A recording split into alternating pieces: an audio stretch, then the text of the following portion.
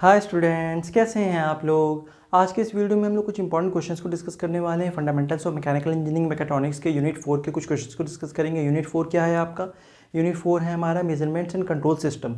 तो आज हम लोग कुछ इंपॉर्टेंट क्वेश्चंस को डिस्कस करने वाले हैं जो कि आपके आने वाले ऑनलाइन एग्जाम्स में इंपॉर्टेंट हो सकते हैं। आज मैंने 6-7 क्वेश्चंस को डिस्कस किया। ये बहुत इंपॉर्टेंट क्वेश्चन है, बहुत बेसिक क्वेश्चन है और बहुत इंपॉर्टेंट है। तो पहला क्वेश्चन जो है वो हमारा बेस्ड है कंसेप्ट ऑफ हॉल इफेक्ट पे।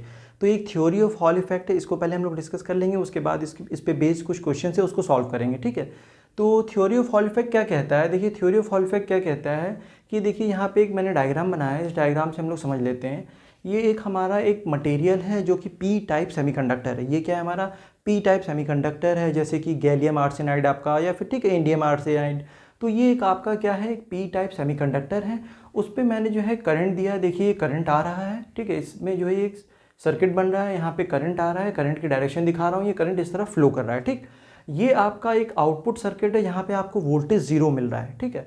ये करंट इस डायरेक्शन में आ रहा है। मान लीजिए अगर ये एक्स एक्सिस है तो इसके परपेंडिकुलर ये वाई एक्सिस है, ठीक है। ये मान लीजिए 2D कोई एक मटेरियल है, कोई एक रेक्टेंगुलर मटेरियल है, ठीक है। और इस मटेरियल पे इस डायरेक्शन में करंट आ रहा है और दूसरी परपेंडिकुलर डायरेक्शन में मैंने आउटपुट पे यहाँ पे वोल्टेज देख रहा हूँ, जो कि मुझे अभी कोई भी वोल्टेज नहीं मिल रहा है। वोल्टेज 0 है, अभी वोल्टेज 0 है, ठीक है। उसके बाद क्या होता है कि जैसे ही आप इस मटेरियल के परपेंडिकुलर मैग्नेटिक फील्ड को लगाते हो, ठीक है, इस मटेरियल के परपेंडिकुलर रेड से जो दिखा रहा हूँ, ये रेड से डिनोट कर रहा है मैग्नेटिक फील्ड को। तो जैसे ही इसके परपेंडिकुलर आपने मैग्नेटिक फील्ड को लगाया तो क्या होता है, आपको आउटपुट में कुछ ना कुछ वोल्टेज मिल रहा है। यू कैन सी दैट, इसको हम लोग हॉल वोल्टेज कहते हैं, हॉल इफेक्ट कहते हैं। यहाँ पे देखिए आपको हॉल वोल्टेज मिल रहा है V, ठीक है, आउटपुट पे। ऐसा कब हो रहा है? जब मैंने इस मटेरियल के जो पी टाइप सेमीकंडक्टर था मेरा, ये पी टाइप सेमीकंडक्टर, इसके परपेंडिकुलर मैंने मैग्नेटिक फील्ड जब लगाया, ठीक है। करंट आ रहा था, देखिए करंट इधर भी आ रहा है, करंट इधर भी आ रहा है, करंट इसमें इस तरफ फ्लो कर रहा है, ठीक है। लेकिन जैसे ही मैं इस मटेरियल के परपेंडिकुलर मैग्नेटिक फील्ड को लगाता हूँ तो आउटपुट पे मुझे कुछ वोल्टेज मिलता है, जिसको हम लोग हॉल वोल्टेज कहते हैं। तो यही हॉल इफेक्ट है, इसी को हॉल इफेक्ट कहते हैं। ये सिंपल प्रिंसिपल है। इसको हम लोग ऐसे समझ लेते हैं, जैसे कि देखिए मेरे पास मान लीजिए ये कोई किताब है, यही मेरा जो है हॉल मटेरियल है, जो कि पी टाइप सेमीकंडक्टर है, गैलियम आर्सेनाइड या फिर इंडियम आर्सेनाइड, ठीक है। ये हमारे पास एक मटेरियल है। अब क्या हुआ, इस मटेरियल के इस डायरेक्शन में मान लीजिए जैसे ये था, ये देखिए ये था, इस तरफ करंट इधर आ रही है, इस डायरेक्शन में करंट आ रही है, ठीक है। इस तरफ करंट आ रही है, जो कि आई दिखा रहा हूँ मैं, ठीक है। ये मटेरियल है हमारा, छोटा सा मटेरियल होगा, ये बड़ा सा मैं इस किताब को मान लीजिए कि एक मटेरियल है, ठीक है। उसके बाद क्या होता है कि इस मटेरियल में इधर से करंट आ रही है, करंट इधर से आ रही है इस मटेरियल में, और इसके परपेंडिकुलर मान लीजिए अगर ये एक्स डायरेक्शन है तो वाई डायरेक्शन में मैंने यहाँ पे एक आउटपुट सर्किट ऐसे ले लिया है। ये क्या है, मेरा आउटपुट सर्किट है, ठीक। यहाँ पे आउटपुट सर्किट है ये इस तरीके से, और इधर से करंट आ रही है। मान लीजिए जो ये पेन की डायरेक्शन ये है, करंट इधर आने की डायरेक्शन है, और इसके परपेंडिकुलर इस डायरेक्शन में यहाँ पे आउटपुट सर्किट है, आउटपुट वायर है। अब होता क्या है कि पहले जब इधर करंट आ रही थी तो यहाँ पे आउटपुट पे मुझे कोई भी वोल्टेज नहीं मिल रहा था। लेकिन जैसे ही मैंने इसके परपेंडिकुलर मैग्नेटिक फील्ड लगाया, इस डायरेक्शन में मैग्नेटिक फील्ड को जैसे ही मैंने पास कराया, तो यहाँ आउटपुट पे मुझे कुछ वोल्टेज मिल रहा है, ठीक है। इसके परपेंडिकुलर इधर आउटपुट में यहाँ वोल्टेज मिल रहा है। इसी इंड्यूस्ड वोल्टेज को हम लोग कहते हैं हॉल वोल्टेज या हॉल इफेक्ट। ऐसा कब हुआ कि देखिए इनपुट में इधर से करंट आ रहा था, करंट फ्लो कर रही थी इस डायरेक्शन में, but there is no voltage output पे, तो कोई भी वोल्टेज नहीं था, ठीक है। यहाँ पे ये आपका सर्किट जो है ये आउटपुट पे वोल्टेज है, यहाँ पे कोई नहीं मिल रहा था वोल्टेज। जब तक इसमें आपने मैग्नेटिक फील्ड नहीं लगाओगे कोई वोल्टेज आपको आउटपुट पे नहीं मिलेगा। लेकिन जैसे ही मैग्नेटिक फील्ड को आप इसके परपेंडिकुलर लगाओगे आपको आउटपुट पे यहाँ वोल्टेज मिल रहा है। तो इसको हम लोग क्या कहते हैं, इसको कहते हैं हम लोग हॉल इफेक्ट। होता क्या है यहाँ पे, डेफिनेशन की अगर हम लोग बात करें तो डेफिनेशन में ये होता है कि देखिए when current is flowing through a conductor, when current is passing through a conductor, ठीक है, सेमीकंडक्टर, ये पी टाइप आपका सेमीकंडक्टर है, गैलियम आर्सेनाइड कोई भी हो सकता है, इस तरीके से गैलियम आर्सेनाइड या इंडियम आर्सेनाइड एक पी टाइप आपका सेमीकंडक्टर है। When current is passing through it, so there is no current induced perpendicular to the conductor. कब नहीं होगा, when there is no magnetic field. As soon as आप जैसे ही मैग्नेटिक फील्ड अप्लाई करोगे conductor पे, and current is passing through the conductor, and as soon as you applies the magnetic field और you provided the magnetic field, there will be induced voltage at the output which will be perpendicular to the magnetic field. आप ये देख सकते हो कि इसमें जो ये तीनों आपस में म्यूचुअली परपेंडिकुलर है। आपका ये करंट की डायरेक्शन जो इनपुट दिया है आपने, ये करंट की डायरेक्शन, और ये आपका आउटपुट की डायरेक्शन इधर है। मान लीजिए आपने ये करंट इधर दिया, इसके परपेंडिकुलर जो है इधर आपको करंट मिलेगा आउटपुट पे, और इसके परपेंडिकुलर इस डायरेक्शन में आउट ऑफ द प्लेन ये बोर्ड से बाहर जो है आपको देगा मैग्नेटिक फील्ड, ठीक है। तो तीनों ही आपस में परपेंडिकुलर होते हैं। जैसे कि मान लीजिए ये ब्लू पेन जो है आपका ये बता रहा है करंट की डायरेक्शन, मान लीजिए करंट आ रहा है कंडक्टर के अंदर इस डायरेक्शन में, ठीक है। और जैसे ही आप ये ब्लैक वाली जो है ये डिनोट कर रहा है मैग्नेटिक फील्ड, जैसे ही मैग्नेटिक फील्ड लगाओगे आप इस कंडक्टर के परपेंडिकुलर, तो क्या होगा, आपको इन द थर्ड डायरेक्शन आपको क्या मिलेगा, वोल्टेज, आउटपुट पे करंट मिलेगा, जो कि आपका जो रेड वाला पेन है ये डिनोट कर रहा है आपका आउटपुट पे जो वोल्टेज आपको मिल रहा है वो रेड से डिनोट कर रहा है। रेड वाला जो है वो सर्किट जो बनाएगा वो आपको इंड्यूस्ड वोल्टेज देगा, आउटपुट पे जो है आपको वोल्टेज देगा, करंट देगा, ठीक है। आपने क्या किया, ये जो ब्लू वाला है ये करंट दिखा रहा है कि हमने करंट प्रोवाइड किया, इनपुट दिया हमने, और ब्लैक जो है इसके परपेंडिकुलर डायरेक्शन में मैंने मैग्नेटिक फील्ड दिया इस मटेरियल को। तो जैसे ही मैग्नेटिक फील्ड मैं इस मटेरियल को दूंगा, हमें क्या होगा, इस डायरेक्शन में जो रेड वाला पेन है इससे एक सर्किट बनेगा और जो कि आउटपुट पे आपको करंट मिलेगा, ठीक है, इस तरीके का होगा। ये इस तरीके से आपको आउटपुट पे जो है करंट मिलेगा। ये तीनों आपस में जो है इस तरीके से परपेंडिकुलर होंगे। ब्लू वाला डिनोट कर रहा है इनपुट करंट जो आपने दिया है, ब्लैक डिनोट कर रहा है मैग्नेटिक फील्ड, और रेड जो है वो पेन डिनोट कर रहा है आपको जिस डायरेक्शन में करंट मिलेगा, आउटपुट पे जो वोल्टेज मिलेगा, आउटपुट वोल्टेज कह लीजिए या करंट कह लीजिए, वो रेड से डिनोट कर रहा है, ठीक है। तो यहाँ पे क्या है, this is the Hall effect. और ये कब ऐसा हो रहा है, कब आपका आउटपुट पे वोल्टेज मिल रहा है, जब आप नेगेटिव फील्ड अप्लाई करते हो to perpendicular to this P type semiconductor, जो कि गैलियम आर्सेनाइड या और भी कोई पी टाइप सेमीकंडक्टर हो सकता है, ठीक है।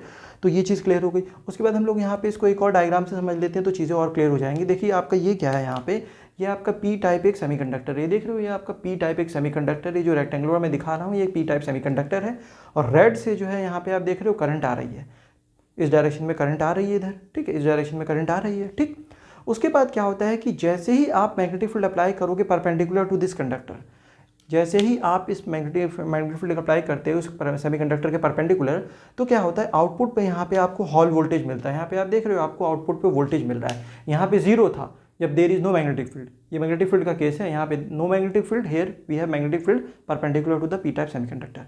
यहाँ पे जैसे ही आपने मैग्नेटिक फील्ड अप्लाई किया परपेंडिकुलर टू दिस कंडक्टर, आपको आउटपुट पे यहाँ पे वोल्टेज मिलता है, जिसको हम लोग हॉल वोल्टेज कहते हैं, ठीक है। ये देखिए आपने क्या किया, करंट अप्लाई किया था, करंट पास कर रहा है, इस कंडक्टर से करंट जा रहा है, आपने जैसे ही मैग्नेटिक फील्ड अप्लाई किया इसके परपेंडिकुलर, आपको आउटपुट पे यहाँ वोल्टेज मिल रहा है, ठीक है। तो मैग्नेटिक फील्ड जो है वो अप्लाई करोगे परपेंडिकुलर टू दिस कंडक्टर, ये चीज़ आपको याद रखनी है। Magnetic field will be when magnetic field is perpendicular to this semiconductor, then we will have voltage at the output which is also perpendicular to the direction of magnetic field, ठीक है। उसके बाद आप देखो ऐसा कैसे हो रहा है, मैग्नेटिक फील्ड अप्लाई करने के बाद ऐसा हो क्यों रहा है, मुझे यहाँ पे आउटपुट पर वोल्टेज क्यों मिल रहा है। वो इसलिए मिल रहा है कि देखिए जैसे कि करंट इससे पास कर रहा था, मैग्नेटिक फील्ड आपने नहीं लगाया, तो there is uniform flow of current, current जो है यूनिफॉर्मली इस कंडक्टर से फ्लो कर रहा है। लेकिन जैसे ही आप मैग्नेटिक फील्ड अप्लाई करते हो तो चार्ज का क्या होता है, वो सेपरेशन होने लगता है।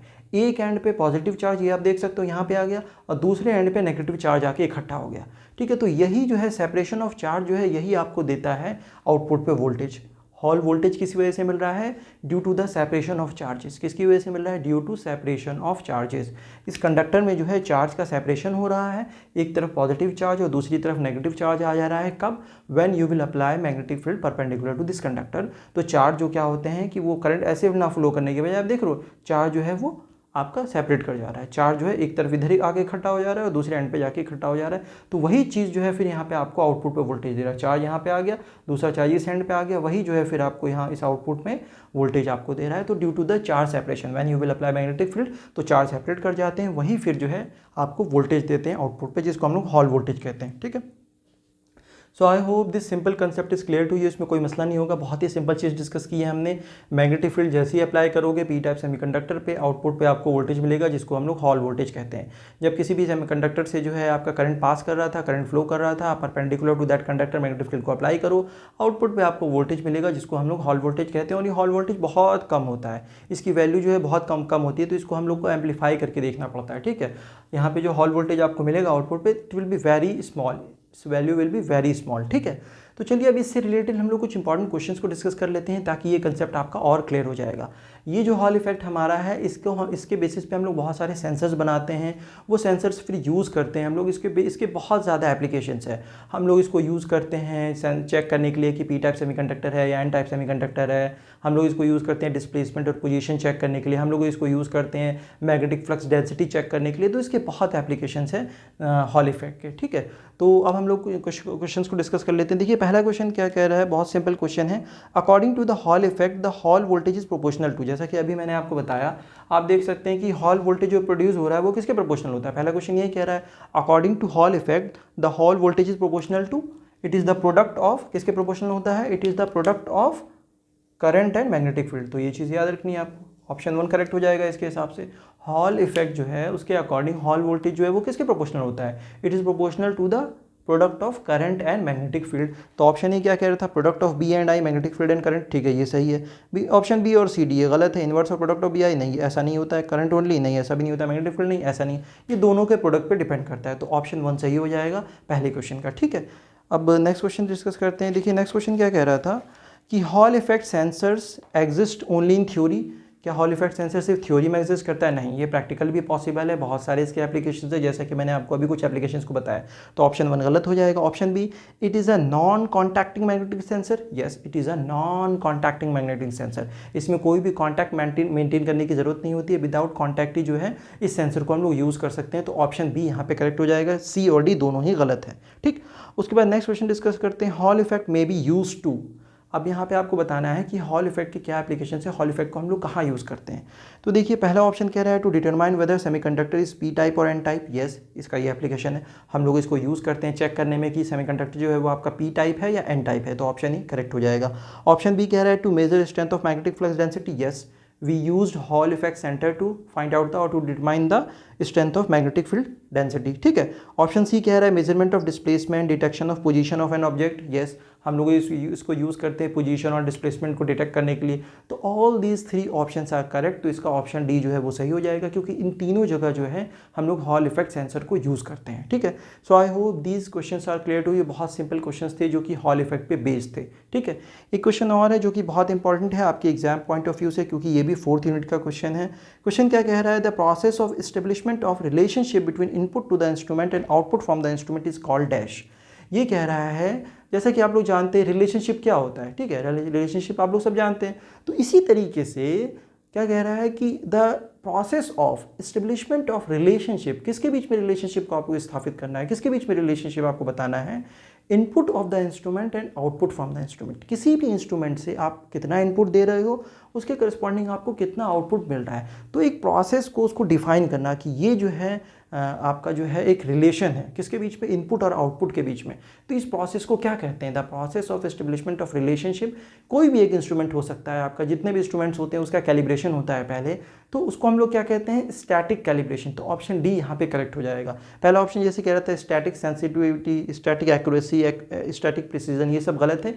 स्टैटिक कैलिब्रेशन बहुत इंपॉर्टेंट चीज़ है, इसको याद रखिए इस टर्म को आपको, कैलिब्रेशन, स्टैटिक कैलिब्रेशन। तो स्टैटिक कैलिब्रेशन क्या चीज़ होती है, it is the process of establishment of relationship between the input and output of the instrument. ये इनपुट और आउटपुट जो होता है हमारे इंस्ट्रूमेंट का, उसके बीच में हम लोग एक रिलेशन को डिफाइन करते हैं कि इसको आप इतना इनपुट दीजिएगा तो ऐसा आउटपुट मिलेगा आपको, इतना इनपुट दीजिएगा तो ऐसा आउटपुट मिलेगा आपको। तो एक प्रोसेस को डिफाइन करना इनपुट और आउटपुट के बीच में, किसी भी इंस्ट्रूमेंट के जितने भी इंस्ट्रूमेंट्स होते हैं उन सब का पहले कैलिब्रेशन होता है कि इतना इनपुट पे ऐसा आउटपुट मिल रहा है, या फिर ऐसा इनपुट है तो ऐसा आउटपुट मिलेगा आपको, ठीक है। तो उस रिलेशनशिप को ही हम लोग कैलिब्रेशन कहते हैं, ठीक है। तो बहुत इंपॉर्टेंट टर्म है, इसको याद रखिए आप लोग। इंस्ट्रूमेंटेशन अगर आप पढ़ते हैं, कंट्रोल सिस्टम पढ़ते हैं, मेजरमेंट्स पढ़ते हैं, तो कैलिब्रेशन का टर्म बार बार आता है, आपसे पूछा जा सकता है कि कैलिब्रेशन क्या चीज़ होती है। तो ठीक है, ये मेरे ख्याल से क्लियर हो गया होगा आपको, कोई मसला नहीं होगा इसमें। और उसके बाद हम लोग एक क्वेश्चन डिस्कस करते हैं जो कि लिमिट, फिट्स एंड टॉलरेंस का है। एक क्वेश्चन को हम लोग डिस्कस करेंगे, इसको मैं रब कर देता हूँ, मिटा देता हूँ। उसके बाद हम लोग क्वेश्चन डिस्कस करते हैं लिमिट, फिट्स एंड टॉलरेंस का, ठीक है।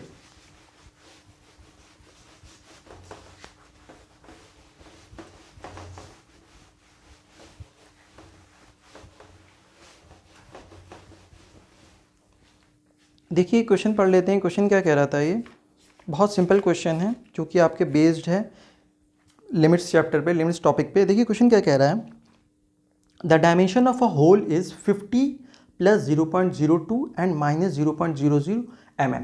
मतलब upper limit and lower limit आपको होल की दे रखी है। And the shaft is 50 - 0.00 and -0.02 mm। The minimum clearance is, आपको क्लियरेंस बताना है। देखिए बहुत इंपॉर्टेंट क्वेश्चन है, बहुत अच्छा क्वेश्चन है। इसमें क्या कह रहा है, आपको होल की अगर हम लोग बात करें, होल की अगर बात करें हम लोग को, होल के बारे में क्या दे रखा है, 50 जो है इसका बेसिक साइज है, 50 + 0.02 - 0.00 mm। ये जो है आपको होल के बारे में, होल की डायमेंशन दे रखी है। तो अब होल की अपर लिमिट क्या हो जाएगी इसके अकॉर्डिंग, होल का मैक्सिमम साइज क्या हो सकता है इस क्वेश्चन के अकॉर्डिंग जो है, होल की अपर लिमिट कितनी हो जाएगी 50 प्लस 0.02 mm, ठीक है। और इसकी लोअर लिमिट कितनी हो जाएगी, इसकी लोअर लिमिट हो जाएगी 50 माइनस दिस मच, तो कुछ नहीं होगा, 50 में से 0 को माइनस करोगे तो 50 ही रहेगा, तो 50.00 mm ये हो जाएगी लोअर लिमिट।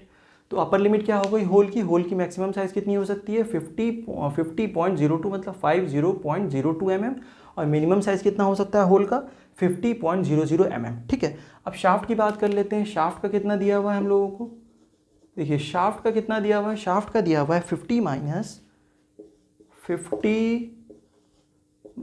50 प्लस 0, ये हो जाएगा आपका 0.0 या माइनस कर लीजिए, कुछ भी कह सकते हैं, और माइनस 0.02 mm, ठीक है। अब इसके अकॉर्डिंग ये जो हमको दिया हुआ है डायमेंशन दी हुई है, इसके अकॉर्डिंग जो है शाफ्ट का मिनिमम साइज़ कितना हो जाएगा और शाफ्ट का मैक्सिमम साइज़ कितना होगा। तो देखिए शाफ्ट का जो है मैक्सिमम साइज़ कितना होगा 50 mm होगा मैक्सिमम साइज़, और शाफ्ट का मिनिमम साइज़ कितना हो जाएगा जो हमको दिया हुआ है 50 माइनस दिस मच, तो ये हो जाएगा 49.98 mm, यही तो हो जाएगा। 50 में से माइनस कर दीजिए 0.02 को, तो ये मिनिमम साइज़ हो जाएगा। तो शाफ्ट का मैक्सिमम साइज़ इतना हो सकता है, मिनिमम साइज़ इतना हो सकता है, जो कि क्वेश्चन में हम लोगों को इन्फॉर्मेशन दिया हुआ है, ठीक है। ये बहुत सिंपल चीज़ है, इसको समझ लीजिए एक बार। अब इससे रिलेटेड जो है हम इसको डायग्राम बना के समझ लेते हैं ताकि और आसान हो जाएगा, ठीक है। डायग्राम इसका बना लेते हैं, फिर चीज़ें और आपको आसान हो जाएंगी।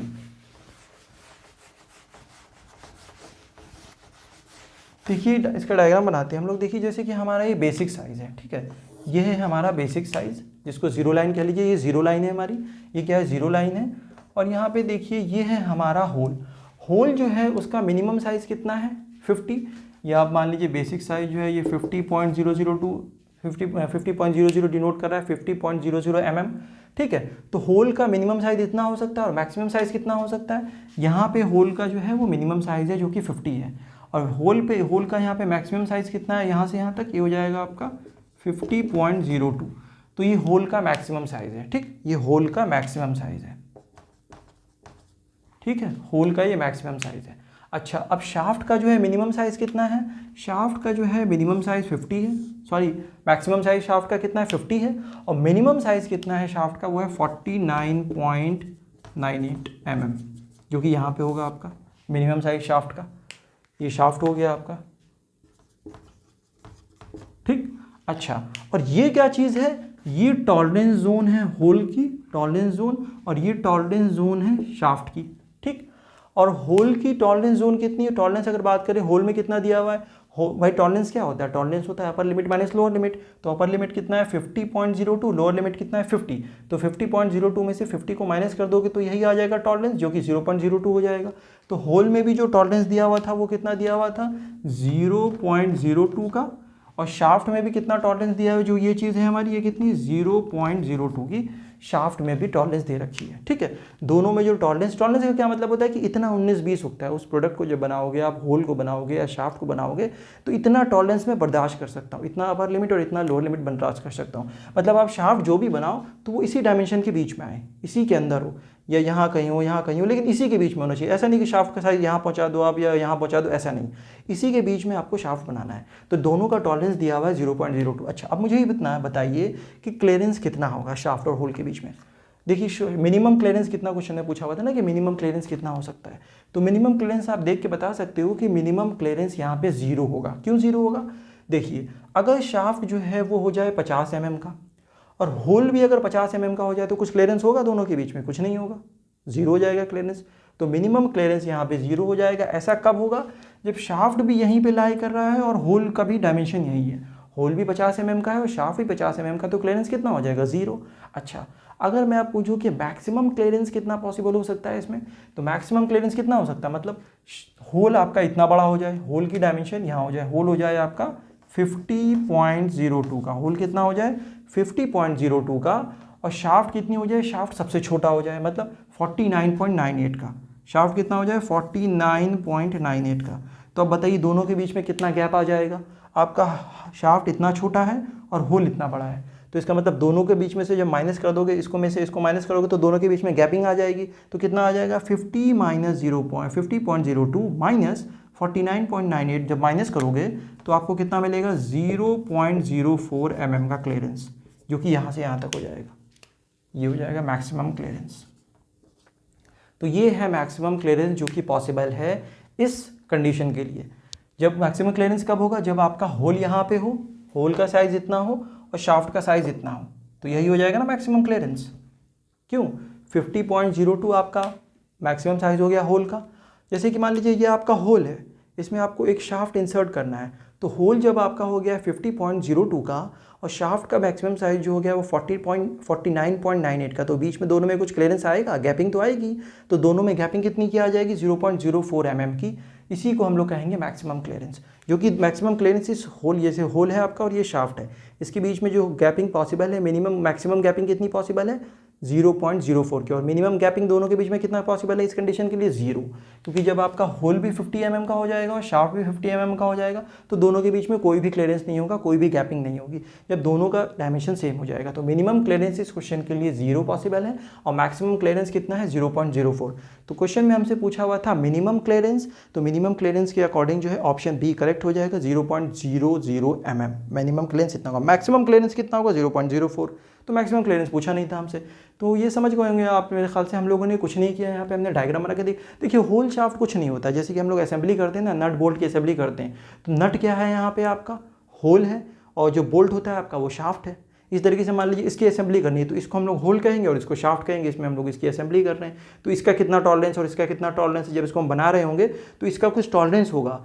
डिज़ाइनर जो कहेगा कि इसको देखो ये जो होल जो मैं दे रहा हूँ उसका ये डायमेंशन है और जो शाफ्ट दे रहा हूँ उसका ये जो पेन है इसका डायमेंशन ये है। अब इन दोनों की जब मैं असेंबली करूँ तो कुछ ऐसी सिचुएशन बननी चाहिए, ये चीज़ है। इस तरीके से होल जैसे नट बोल्ट की असेंबली करते हो आप, तो उसमें भी जो है इतना टॉलरेंस दिया जाता है। नट बोल्ट की असेंबली हो या पैन या ढक्कन के दोनों एक साथ तो बना नहीं होगा, अलग अलग बना होगा। इसको हम लोग होल कहेंगे, इसको हम लोग शाफ्ट कहेंगे। तो इसमें जो है इसकी डायमेंशन ये दी हुई होगी, मान लीजिए इस तरह से कि भाई मिनिमम साइज मैक्सिमम साइज जो होल का इतना हो सकता है, मिनिमम इतना हो सकता है इस ढक्कन का, और इस ये जो पैन है आपका इसका मैक्सिमम साइज़ इतना हो सकता है, मिनिमम साइज़ इतना हो सकता है। इसी के अंदर बनाना तभी ये जो असेंबली हो पाएगी प्रॉपरली, अदरवाइज़ ये जो है पैन ये लूज़ हो जाएगा, ढक्कन काम नहीं करेगा और मैं तुम्हारा मटेरियल रिजेक्ट कर दूंगा, फिर मैं प्रोडक्ट लूँगा नहीं आपका। इस तरीके से हम लोग कहेंगे मैन्युफैक्चरर से, जो डिज़ाइनर जो देगा उसको कि आप इस तरीके से मैन्युफैक्चर करो तभी मैं लूँगा, अदरवाइज़ रिजेक्ट कर दूंगा मैं आपका प्रोडक्ट। तो ये चीज़ है। तो जैसे इन दोनों की असेंबली हो गई, यही होल शाफ्ट कहलाएगा आपका। नट बोल्ट की असेंबली हो गई, शाफ्ट की हो गई, शाफ्ट को आप हब के अंदर असेंबल करते हो। इस तरीके से डिफरेंट जो असेंबलीज होती है, तो उसकी असेंबली में जब हम लोग असेंबल करते हैं तो उसको इसी तरीके से असेंबल करते हैं, होल और शाफ्ट की कैटेगरी में बना के दोनों के डायमेंशंस को देख के। जैसे कि आप देख सकते हो यहाँ पे मुझे इसका टॉलरेंस दिया हुआ था कि होल का इतना ही टॉलरेंस है 0.02, शाफ्ट का टॉलरेंस आपको दिया हुआ है 0.02, दोनों का टॉलरेंस 0.02 दिया हुआ है। मिनिमम क्लियरेंस आपको बताना था जो कि 0 हो जाएगा। जब आपका होल 50 mm का हो जाएगा, शाफ्ट भी 50 mm का हो जाएगा, तो टॉलरेंस दोनों में 0। ठीक है, कोई भी गैपिंग नहीं होगी, मतलब कंप्लीटली जो है इसके अंदर इंसर्ट हो जाएगा, नो गैपिंग। ठीक है, लेकिन जब आपका होल इतना बड़ा हो जाए, कोई एक आप लॉट से उठाओगे होल को, उसका हो सकता है कि 50.02 हो, और लॉट से आपने एक शाफ्ट उठाया, मान लो पेन को उठाया, उसका साइज़ है 49.98, दोनों को जब असेंबल कर रहे हो तो गैपिंग आ रही है दोनों के बीच में, पेन और ढक्कन के बीच में जो गैपिंग आ रही है वो कितनी आ रही है 0.04 की। तो इसी को हम लोग मैक्सिमम क्लियरेंस कहेंगे। तो I hope this question is clear to you. बहुत सिंपल था, अगर कोई डाउट हो तो आप मुझसे पूछ सकते हैं। ठीक है, चलिए इसके बाद नेक्स्ट क्वेश्चन डिस्कस कर सकते हैं, वो भी इसी कंसेप्ट पे बेस्ड है। ठीक है,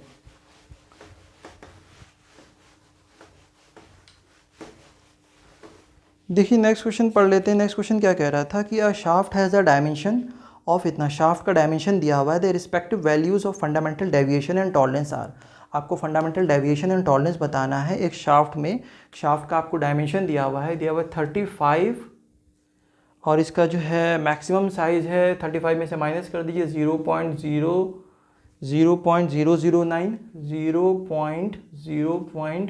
0.009, और इससे और छोटा साइज़ जो है दूसरा लोअर लिमिट जो है वो 0.025 mm।